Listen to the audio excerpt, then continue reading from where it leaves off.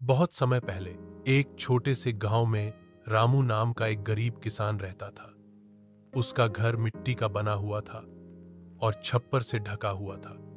उसके पास बस एक छोटा सा खेत और एक बूढ़ा बैल था। यही उसकी रोजी रोटी का सहारा था।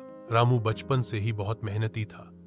सुबह सूरज निकलने से पहले ही वह बैल को लेकर खेत में चला जाता और देर शाम तक काम करता।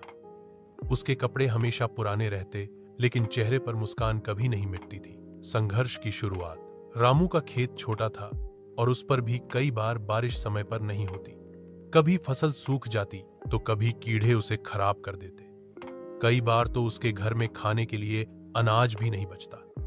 पत्नी और बच्चे भूखे सो जाते, लेकिन रामू हमेशा उन्हें समझाता, धैर्य रखो, मेहनत कभी बेकार नहीं जाती। गांव के लोग उसका मजाक उड़ाते और कहते, इतनी मेहनत करके भी तुम्हें क्या मिला, बेचारे गरीबी से निकल ही नहीं सकते। लेकिन रामू किसी की बातों पर ध्यान नहीं देता। किस्मत का मोड़। एक दिन गांव में एक बड़ा सेठ आया। उसने रामू की हालत देखी और कहा, रामू, तुम बहुत मेहनती हो। मेरे पास बड़े बड़े खेत हैं। अगर तुम मेरे लिए काम करोगे तो मैं तुम्हें दोगुना अनाज और पैसे दूंगा।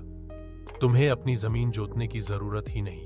रामू ने थोड़ी देर सोचा और फिर शांत स्वर में बोला, सेठ जी, आपका प्रस्ताव अच्छा है, लेकिन आपकी जमीन जोतकर जो अनाज मिलेगा वह आपका होगा।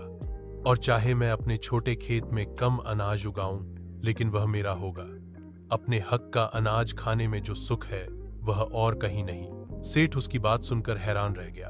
मेहनत का फल। रामू ने पूरी लगन से अपने खेत में मेहनत की। वह खेत को अच्छे से तैयार करता, गोबर की खाद डालता और फसल की देखभाल ऐसे करता जैसे अपने बच्चों की करता हो। धीरे धीरे उसकी मेहनत रंग लाने लगी। उस साल बारिश भी अच्छी हुई और रामू की फसल खूब लहलहा उठी। खेत में गेहूं की सुनहरी बालियां झूमने लगी। पूरे गांव ने देखा कि वही किसान जिसका मजाक उड़ाया जाता था अब सबसे अच्छी फसल काट रहा है। गांव वाले हैरान होकर उससे पूछने लगे, रामू, तूने यह कैसे कर दिखाया? रामू मुस्कुराकर बोला, मेहनत, धैर्य और सच्चाई से। अंत।